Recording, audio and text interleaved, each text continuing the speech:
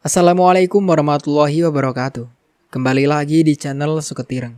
Di kesempatan kali ini saya akan membawakan sebuah cerita yang berjudul. Cerita ini ditulis oleh akun Facebook bernama Rafa Purwati. Sebelum cerita ini dimulai, jangan lupa untuk like, komen, dan subscribe channel ini. Dan juga tekan lonceng notifikasinya, agar kalian semua tidak ketinggalan cerita-cerita terbaru dari kami. Tentunya tak usah berlama-lama lagi. Langsung saja, kita masuk ke ceritanya.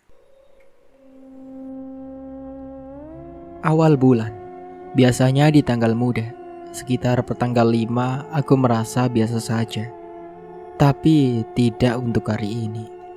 Hari ini tepat di tanggal 5, aku mengalami PMS pertama semenjak tinggal di rumah nenek. Sebelumnya aku memang sudah sering mengalami datang bulan sejak setahun yang lalu. Seperti yang sudah-sudah, tamu bulananku itu memang selalu datang tepat waktu. Begitu pula hari ini. Entah mengapa aku merasa takut ketika aku melihat noda merah di bagian tertentu celanaku. Padahal sebelumnya aku tidak pernah takut ini, hanya karena mengalami datang bulan. Nasihat demi nasihat dari Tante Tami kembali terlintas di benakku. Bagaimana jika aku sampai lalai dengan bekas darah kotorku? Bagaimana jika nenek sampai menemukan bekas darah kotorku dan mempersembahkannya benda menjijikkan itu pada makhluk mengerikan yang menjadi peliharaan nenek? Aku membuang nafas kasar. Pokoknya aku harus berhati-hati. Aku harus menyembunyikan tamu bulananku ini agar nenek tidak sampai tahu. Keesokan harinya, azan subuh berkumandang. Aku segera keluar dari kamarku karena merasa ingin buang air kecil. Saat di kamar mandi, aku sekalian mengganti pembalut kotorku dengan pembalut baru yang masih bersih. Kebetulan memang kubawa dari kamar. Setelah menggantinya, aku tak lupa mencuci benda kotorku dengan air mengalir, agar kotoran yang tertampung di dalamnya bisa hanyut dan bersih oleh air yang menyirami. Aku harus mencucinya hingga benar-benar bersih. Bahkan aku berniat menggunakan sabun untuk mencuci barang kotor tersebut. Tapi baru saja aku mencoba meraih sabun dari tempatnya, tangan besar berbulu mencengkram pergelangan tanganku. Astagfirullahaladzim. Nafasku serasa terhenti saat itu juga. Saat aku toleh sosok apa yang telah berada di belakangku. Sosok besar berbulu dengan dua taring runcing. Matanya yang sebesar bola pingpong menatapku dengan tatapan tajam. Sisakan aku sedikit. Suara makhluk itu terdengar menggelegar. Jangankan menelan saliva, bahkan bernafas pun aku merasa tak mampu. Rasanya aku hampir pingsan. Tidak, jangan pingsan sekarang. Aku tidak ingin makhluk itu mendapatkan kesempatan mengambil barang kotorku yang belum benar-benar kucuci bersih. Masih ada sisa darah di sana. Tapi bagaimana? Tubuhku seolah mati rasa. Bahkan untuk mengucap kata pun seolah tak mampu. Tolong aku ya Allah, tolong aku. Bagaimana ini? Makhluk ini semakin terlihat menyeramkan saat posisi kami sedekat ini. Mata bulat merahnya masih menatapku tajam. Aroma bangkai busuk seraya menyeruak dari tubuh makhluk besar berbulu ini. Sisakan aku sedikit. Suaranya terdengar menggema di ruangan kamar mandi yang tidak begitu luas. Jantungku berdegup kencang. Aku masih berusaha menetralkan rasa takutku, agar aku bisa menyingkir dari makhluk menyeramkan yang bahkan masih menggenggam salah satu pergelangan tanganku. Aku merapalkan doa sebisaku. Kulihat mulut makhluk menyeramkan itu menyeringai senyum padaku, memperlihatkan dua taring dan barisan giginya yang runcing seperti anak gergaji. Aku masih merapalkan sebaris doa sebisaku. Aku masih memohon perlindungan Tuhanku, meski sepertinya tak berpengaruh pada makhluk yang masih duduk tepat di belakangku itu. Makhluk itu malah menggelegar tawa. Dia seolah mengejekku. Ya Allah, bagaimana ini? Kali ini aku semakin takut. Aku berusaha meronta melepaskan diri, tapi makhluk itu begitu tangguh. Aku tak mampu. Aku harus bagaimana? Siapapun, tolong aku. Tangisku. Ketakutan semakin memuncak saat tangan nakal makhluk buas itu mulai menarik bajuku hingga sobek di bagian lengan. Tolong! Aku memekik sekeras aku bisa. Tiba-tiba tak ada angin, tak ada hujan. Gayung, sabun dan apapun yang berada di dalam kamar mandi itu terlempar ke sana kemari dengan sendirinya. Aku terkejut. Begitu pula makhluk itu. Ningrum. Suara makhluk itu menggelegar. Dia menyebut nama mamaku. Tapi aku tidak dapat melihat sosok mama di sana. Tangan genderuwo itu perlahan melepaskan genggamannya dari pergelangan tanganku. Makhluk itu masih mendongak pada sisi lain, seolah tengah mengamati sesuatu yang aku tidak tahu apa itu. Pergi dari sini, Delisa. Suara mama terdengar begitu lembut saat aku memaku di tempatku, karena rasa rinduku pada mama kembali muncul. Pergi dari sini. Kali ini suara mama terdengar memekik. Makhluk itu masih menatap di sisi yang sama seperti sebelumnya. Mungkinkah dia tengah menatap mamaku? Aku mengambil benda kotorku yang masih tergeletak di lantai kamar mandi. Aku mengambil benda itu dengan mata mengawasi makhluk menyeramkan di sisiku. Aku takut jika dia kembali menangkapku. Setelah aku yakini benda itu telah berada di tangan, aku bergegas bangkit dan keluar dari ruangan kamar mandi yang begitu menyeramkan itu. Kupaksakan kakiku yang keluh untuk berlari, meski tanganku harus merambat pada dinding. Del, kamu kenapa? Tanya Tante Tami saat kebetulan kami berpapasan. Wajahnya terlihat khawatir. Mungkin dia dapat melihat jika aku tengah merasa begitu shock saat itu. Gen apa? Tanya Tante. Mungkin tak sabar karena ucapanku masih terbata. Bahkan nafasku juga masih tersengal dan tubuhku masih bergetar hebat. Ada apa, Del? Tanyanya lagi. Genderuwo, Tante.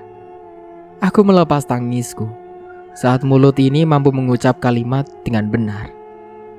Genderuwo? Di mana? Tante mulai panik. Dia di kamar mandi. Tiba-tiba saja makhluk itu datang saat aku mencuci pembalut kotorku. Aku masih menangis. Aku begitu ketakutan.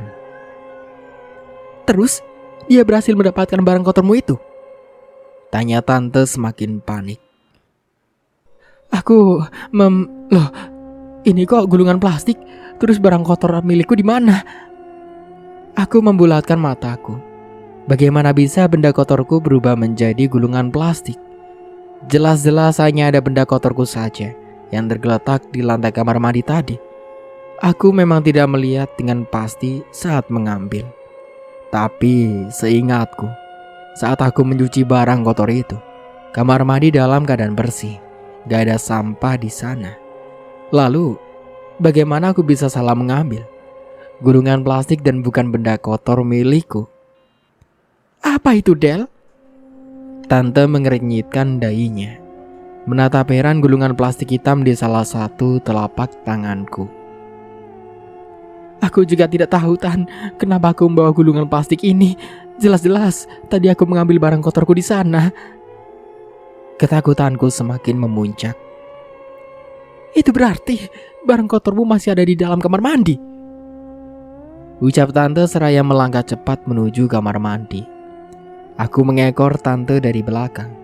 Aku memegangi baju Tante Tami karena takut jika makhluk tadi masih ada di dalam kamar mandi. Mana, Del? Tanya Tante Tami. Aku mendongak ke arah lantai kamar mandi karena itu bersih. Lantai itu bersih. Tak ada barang kotorku ataupun genderuwo tadi di sana. Bagaimana bisa, Tan? Aku semakin panik. Dia sudah mengambilnya, lirik Tante. Matanya menatap ke depan seolah tengah berpikir. Siapa, Tan? Desaku. Tante menoleh ke arahku. Ibu jarinya mengusap air mata di pipiku. Aku semakin takut. Siapa yang mengambil barang kotorku itu, Tan? Mata dan pipiku kembali basah karena perasaan takut yang semakin berkecamuk. Kita temui nenek, ucap tante. Tangannya menggamit satu tanganku dan membawaku pergi menemui nenek. Tante Tami menggedor pintu kamar rahasia nenek dengan keras. Ada apa ini? Kenapa kamu senang sekali mengganggu ritualku? Gak kapok kamu sudah hampir mati. Gara-gara kelancanganmu tempo hari, Maki nenek saat baru menyembul dari dalam kamar rahasianya. Kembalikan barang kotor milik Delisa, ucap tante tanpa basa-basi. Nenek mengernyitkan dahinya, kemudian terkekeh kecil. Barang kotor apa? Kamu bilang dia belum pernah datang bulan. Nenek masih terkekeh. Tante Tami mendesak kesal dengan sikap nenek saat itu. Ibu tahu kan, dia yang namanya tak boleh disebut, mengganggu Delisa di kamar mandi saat Delisa sedang mengganti barang kotornya. Mata nenek seketika membulat, menatapku dan Tante Tami secara bergantian. Aku masih menunduk, menyembunyikan air mataku yang tak mau berhenti mengalir. Kamu sudah datang bulan? Tanya nenek. Aku hanya mengangguk lemas. Tapi dia tidak berhasil mendapatkan barang kotormu kan? Tanyanya lagi. Matanya terlihat cemas. Tolong aku, Nek. Barang kotorku hilang. Nenek terlihat memijit keningnya. Apakah dia mencemaskanku? Atau justru sebaliknya? Malam ini, bawa adik-adikmu ke rumah Lala. Titipkan mereka. Biarkan mereka menginap di rumah Lala semalaman ini. Aku terenyak dengan ucapan nenek. Apa maksudnya ini? Apa nenek akan membiarkan aku disakiti oleh makhluk itu? Ya Allah, tolong aku. Maksudnya apa ini, Bu? Tapi Ibu akan menolong Delisa kan? Tanya Tante Tami. Seperti aku, Tante juga tidak paham dengan rencana nenek kali ini. Menurut saja ya, nenek janji akan melindungimu. Tangan nenek begitu lembut mengelus pucuk kepalaku. Aku semakin takut. Tubuhku tegang seketika. Sore harinya, Tante menitipkan kedua adikku dan juga bayi Mamet di rumah Lala. Entah apa alasan Tante berikan kepada Bude Ida, ibu dari Lala. Yang jelas, Bude Ida memahami alasan Tante Tami dan menerima ketiga adikku itu dengan baik. Aku masih merasa cemas. Apa yang akan terjadi padaku setelah ini? Apakah nasibku akan sama seperti para gadis desa ini yang telah dinodai makhluk itu? Naudzubillah min dzalik, ya Allah. Tolong lindungi hamba-Mu yang lemah ini. Mereka sudah Tante titipkan di rumah Lala. Malam ini adik-adikmu biarkan menginap dulu di rumah Lala ya, ucap Tante saat melewatiku, yang saat itu masih berdiri termenung di bibir pintu. Tenang, gak akan terjadi sesuatu yang buruk padamu. Tante mengusap pucuk kepalaku. Sepertinya dia tahu jika aku tengah merasa begitu cemas. Sore telah berganti malam. Aku telah berada di dalam kamar dengan perasaan hatiku yang tak karuan. Apa yang akan terjadi padaku? Air mataku jatuh membasahi pipi. Aku benar-benar merasa sangat ketakutan. Jel? Suara nenek terdengar dari balik pintu. Sedari sore nenek baru keluar dari kamar rahasianya. Bahkan aroma bakaran kemenyan pun masih tercium. Pemujaan apa yang baru saja nenek dilakukan? Apakah dia ingin mengumpankanku juga? Ya Allah, mengapa takut ini? Hatiku begitu takut. Tolong lindungi hamba-Mu ya Allah. Delisa, buka pintunya sayang. Suara nenek kembali terdengar. Aku takut. Aku terlalu takut untuk membuka pintu.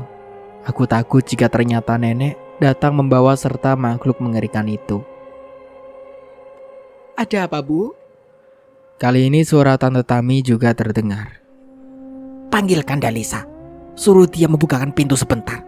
Malam sudah semakin larut. Sebentar lagi dia pasti akan datang. Mendengar apa yang dikatakan nenek dari balik pintu membuatku menangis. Aku masih meringkuk di bawah selimut.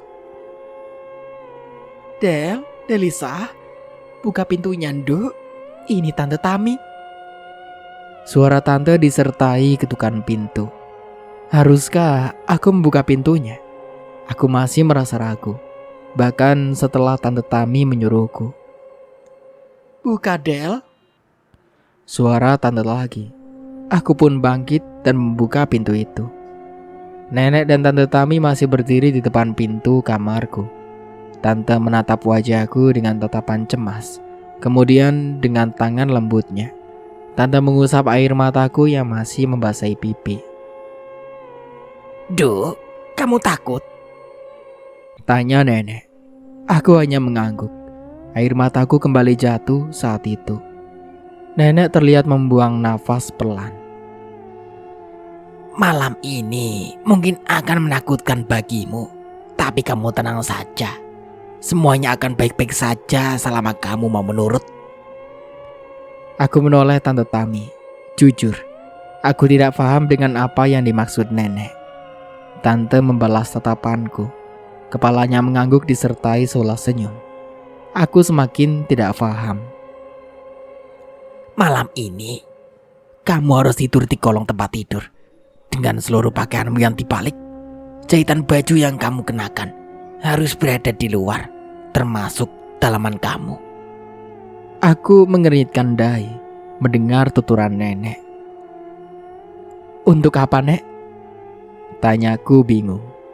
Nenek masih diam. Aku semakin tidak mengerti. Nurut saja apa kata nenek ya. Ini demi kebaikan kamu. Tante Tami menepuk pelan pundakku. Lalu tante melewatiku, masuk ke dalam kamarku. Membalik kasur di atas dipan mengganti posisi kasur. Yang atas menjadi bagian bawah, dan yang bawah berganti menjadi bagian atas. Lalu mengganti spray lama dengan spray yang baru. Itu untuk apa, Tan? Tanyaku, aku semakin bingung. Biar makhluk itu tidak dapat mencium aroma tubuhmu, malam ini kamu harus berusaha sendiri di kamar ini. Pastikan kamu sudah tidur tengkurap di bawah tempat tidurmu sebelum pukul 12 malam. Ucap Tante Tami. Aku meneguk ludahku dengan sangat payah. Apa benar makhluk itu akan datang ke kamarku ini? Malam ini, pintu kamarmu tak perlu dikunci ya. Nenek berpesan sebelum melenggang keluar dari kamarku. Ingat, balik semua bajumu. Pastikan semua jahitan baju posisinya di luar, termasuk pakaian dalamnya ya. Kali ini Tante Tami yang berpesan. Tante mengecup keningku sebelum keluar dari kamarku. Kamu akan baik-baik saja. Lirih tante, air mataku kembali luruh karena ketakutanku. Dan lagi-lagi, Tante Tami yang menghapus air mataku itu. Nenek menyayangimu. Dia sudah berjanji akan membantumu dari kamar rahasianya. Aku terkejut mendengar ucapan Tante Tami. Tapi aku bersyukur jika memang benar nenek mau membantuku. Malam semakin larut. Aku telah membalik semua bajuku yang aku kenakan, dalam posisi semua jahitannya di luar. Aku juga telah tengkurap di bawah tempat tidurku. Jantungku berdegup kencang.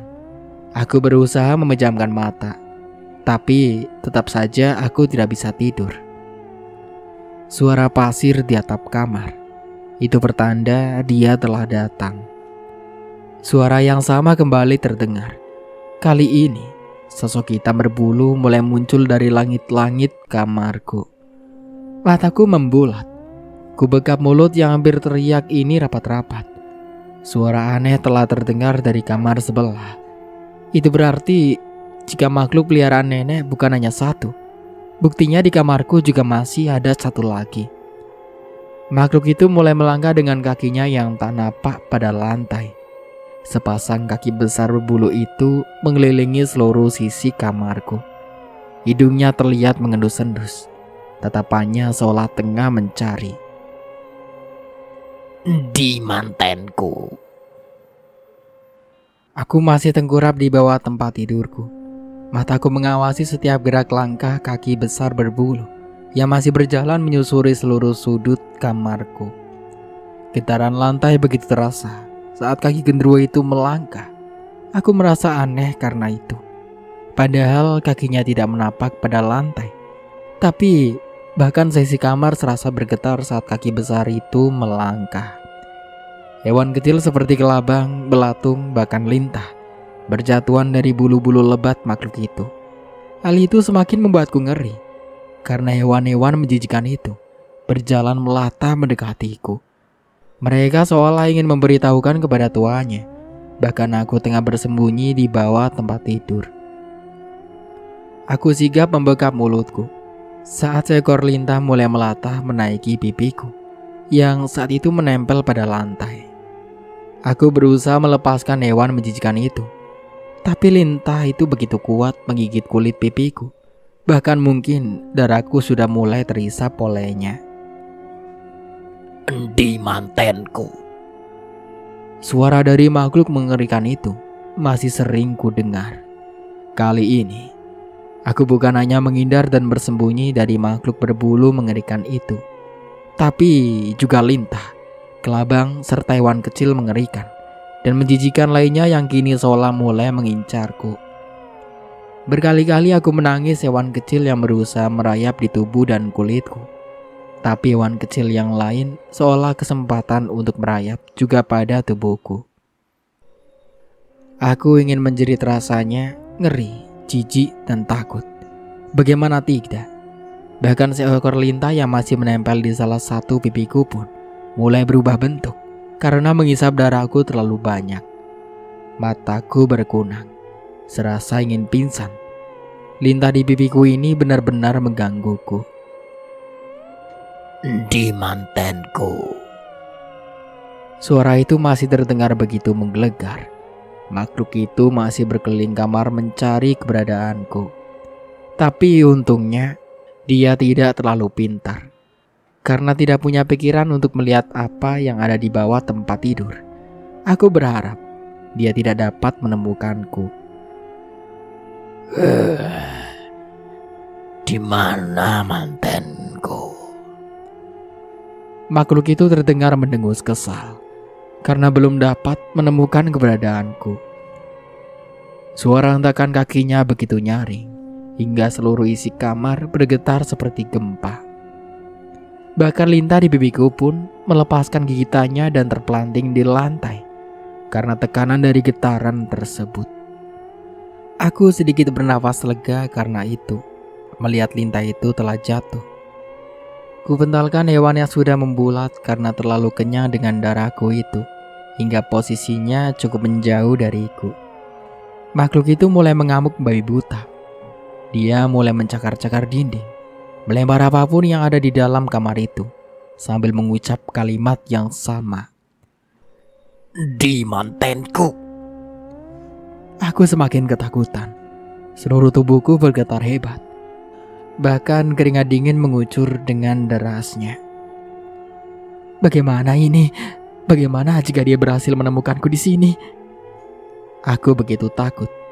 Kulangitkan doa sebisaku di dalam hati. Aku berharap agar Allah melindungiku dari makhluk itu. Ya Allah, jangan biarkan makhluk buas itu menemukanku. Tolong hamba-Mu yang lemah ini, ya Allah. Aku masih berdoa di dalam hati.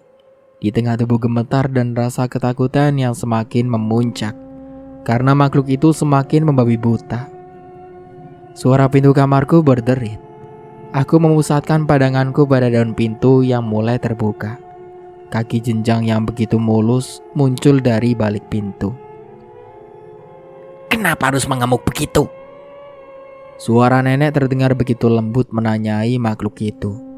Makhluk itu pun seketika menghentikan kekisruannya setelah menyadari kedatangan Nenek Rahayu. Di mantenku. Tanya makhluk itu dengan ciri khas suaranya yang terdengar berat dan agak serak. Nadanya begitu menggelegar, sangat mengerikan walau hanya sebatas mendengarkan suaranya saja. Mantanmu sopo? Nenek terdengar ngeles. Kaki jejak nenek yang terlihat putih mulus mulai melangkah mendekati makhluk itu. Malam ini kan aku pengantinmu. Suara nenek terdengar merayu. Kurasa posisi mereka sudah lebih berdekatan. Entahlah, aku hanya menduga. Aku tak dapat melihat mereka dengan jelas, karena sudut pandangku dari tempatku sembunyi sangat terbatas, hingga aku tidak bisa melihat dengan pasti posisi mereka saat ini. Omong kosong. Malam ini adalah jatah cucumu yang melayaniku. Bantah makhluk itu. Aku semakin bergetar mendengar suara itu. Bagaimana bisa kamu berpikir untuk menindih cucuku? Padahal aku belum memberikan lampu hijau padamu. Kamu tidak bisa bermain curang dengan mencuri darah kotornya tanpa aku pernah persembahkannya miliknya padamu. Kali ini suara nenek terdengar lantang dan marah. Makhluk itu menggelegar tawa hingga memenuhi sisi sudut kamar. Aku membekap kedua telingaku semakin kuat. Kamu mau menunggu kapan lagi untuk memberikannya padaku, ha? Bukankah sudah menjadi perjanjian di antara kita, keturunanmu, jika perempuan jadi istri kami, jika laki-laki menjadi makanan kami? Seru makhluk itu, sebelum akhirnya menggelegar tawa mengerikannya kembali. Tapi kamu tidak bisa curang. Perjanjiannya masih menunggu anak dan cucuku berusia 17 tahun untuk menjadi istri di antara kalian. Dia masih 15 tahun. Masih ada 2 tahun lagi untuk kamu bisa menyentuhnya. Kamu dulu juga menentang perjanjian kita dengan Mendining Room, padahal usianya waktu itu baru 16 tahun. Karena tindakan curanganmu itu, aku kehilangan anakku. Dia memilih pergi ke kota karena malu telah hamil di luar nikah. Dan itu gara-gara kamu. Pekik nenek. Nada suaranya terdengar begitu geram. Aku terhenyak dengan kalimat yang diucapkan nenek pada makhluk itu. Apa maksudnya ini? Mama keluar dan pergi dari desa karena hamil, dan mama hamil karena makhluk itu. Tapi siapa anak yang berada di dalam kandungan mama waktu itu? Apa bayi itu adalah aku? Jika itu benar, berarti ayahku. Jika memang anak yang mama bawa kabur saat masih dalam kandungannya itu aku, berarti aku adalah anak dari makhluk itu. Tidak ya Allah. Tolong jangan katakan itu benar. Aku adalah anak mama dari Papa Nirwan. Tidak mungkin kan jika aku merupakan anak dari makhluk itu?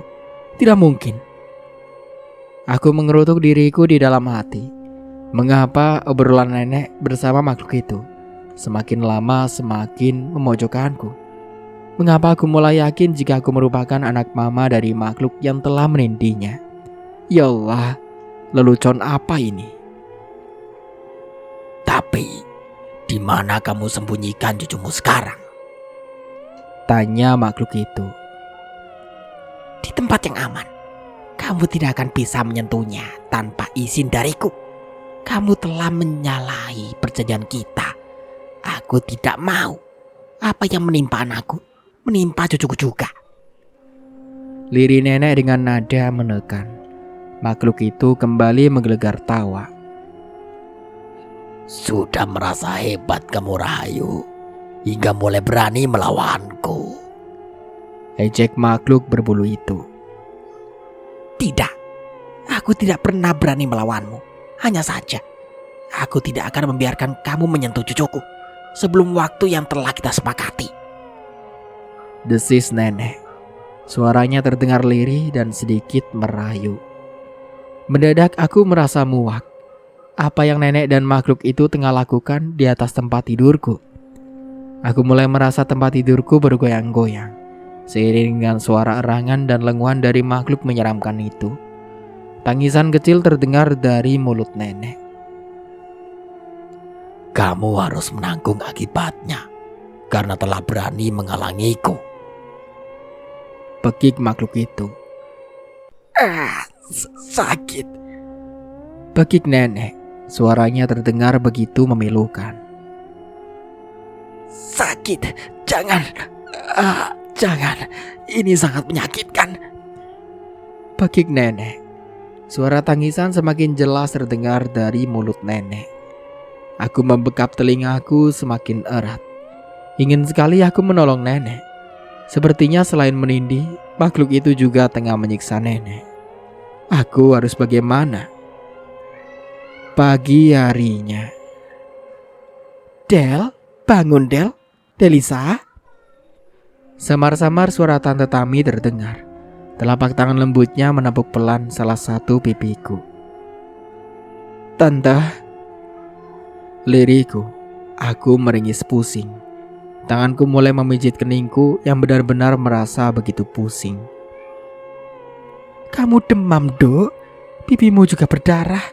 Linta pasti telah menghisap darahmu ya. Lirih Tante Tami. Suaranya terdengar begitu iba. Aku mengangguk pelan. Ayo bangkit, biar Tante obati. Ajak Tante Tami. Berusaha memapaku yang saat itu masih tengkurap di bawah tempat tidur. Nenek mana Tan? Tanyaku pada Tante Tami.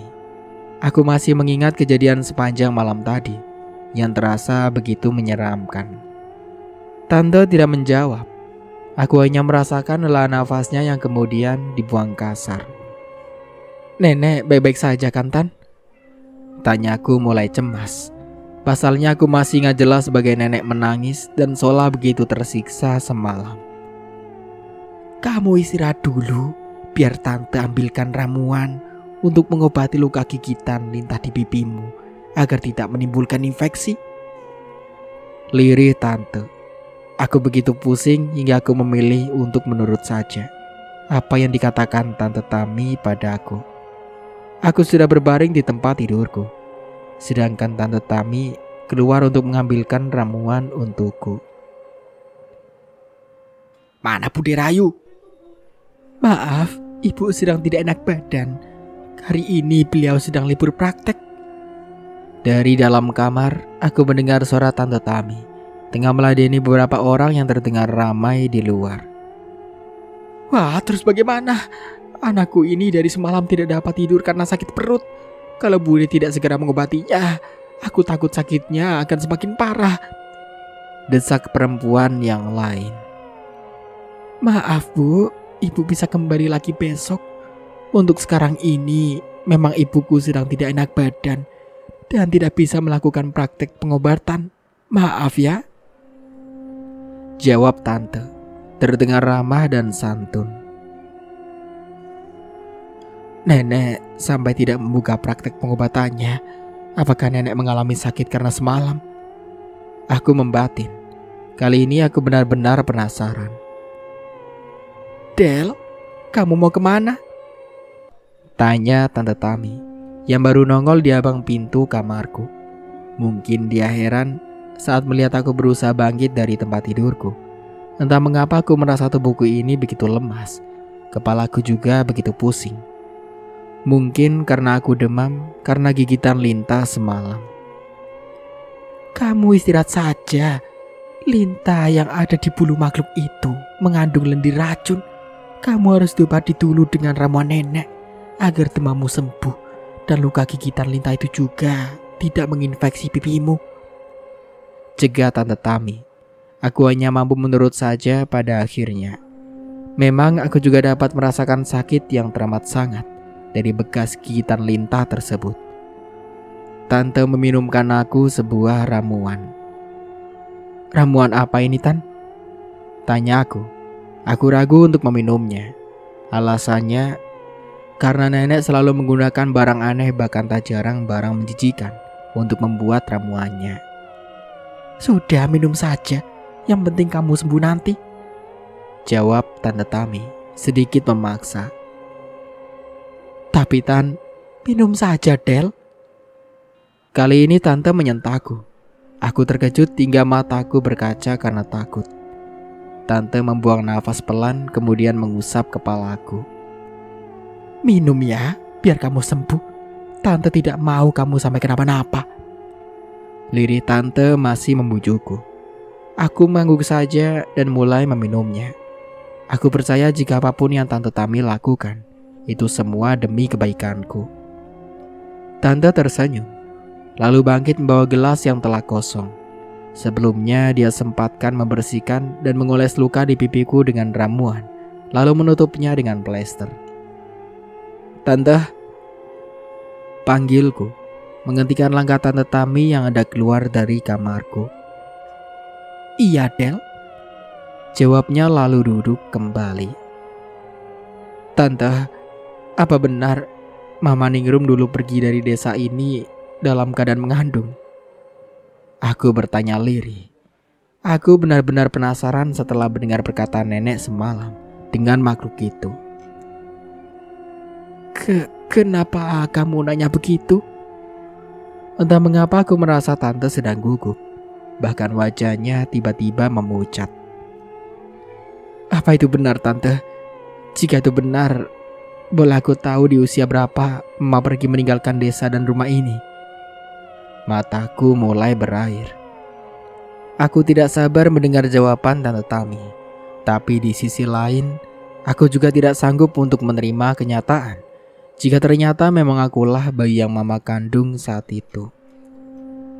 Sudah, Del. Lebih baik kamu istirahat dulu. Kamu habis terkena gigitan lintah beracun, makanya kamu sedikit berhalusinasi. Itu biasa terjadi bagi siapa saja yang pernah terkena gigitan lintah itu. Tante bercicit, seraya membetulkan selimut di atas dadaku agar lebih menutup. Tidak, Tan, aku tidak berhalusinasi. Aku memang benar cerita itu dari obrolan nenek dan makhluk itu semalam. Elaku. Sudahlah, Del. Jangan nanya yang aneh-aneh dulu. Kamu harus beristirahat biar cepat sembuh. Tante juga harus merawat nenek. Dia sedang sakit. Dia butuh ramuan sekarang. Tante bangkit dan buru-buru keluar dari kamar. Kenapa aku merasa seolah Tante tengah menghindari dari pertanyaanku? Apa memang benar tentang ketakutanku ini? Apa benar aku anak dari makhluk itu? Ya Allah, air mataku tak dapat lagi kubendung. Dadaku merasa sesak. Aku tak sanggup membayangkan jika kenyataannya aku memang anak dari makhluk mengerikan itu. Pagi berganti siang. Aku sudah terbaring dan tertidur terlalu lama di dalam kamar. Rasanya bosan. Karena rasa bosanku itu, aku beranjak bangkit dari tempat tidur. Dan saat aku bangkit, aku mulai merasakan efek ajaib dari ramuan nenek yang telah Tante Tami minumkan dan dioleskan pada luka bekas gigitan lintah di pipiku.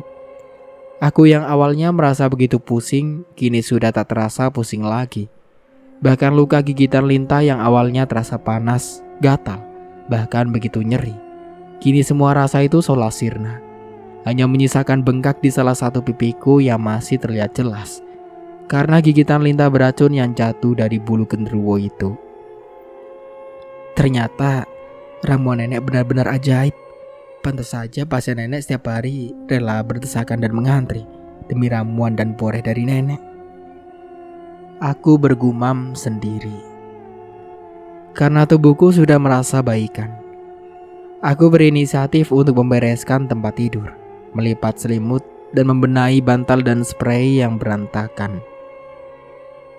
Astagfirullahaladzim, apa ini?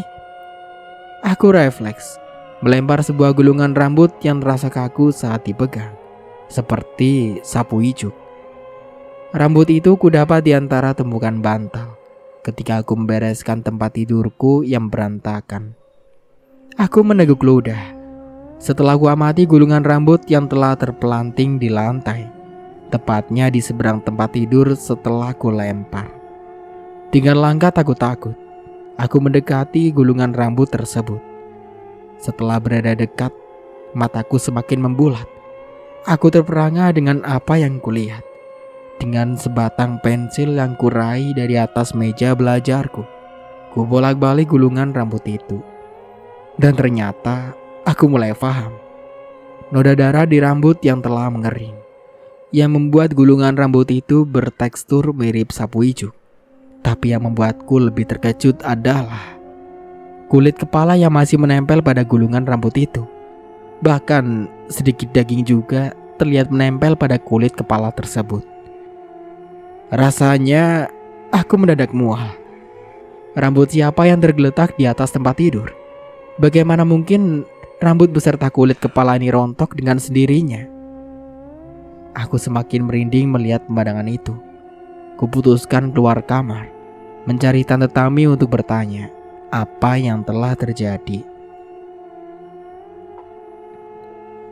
Untuk sementara aku cukupkan dulu ceritanya sampai di sini. Sampai jumpa kembali di part berikutnya. Kurang lebihnya mohon maaf. Wassalamualaikum warahmatullahi wabarakatuh.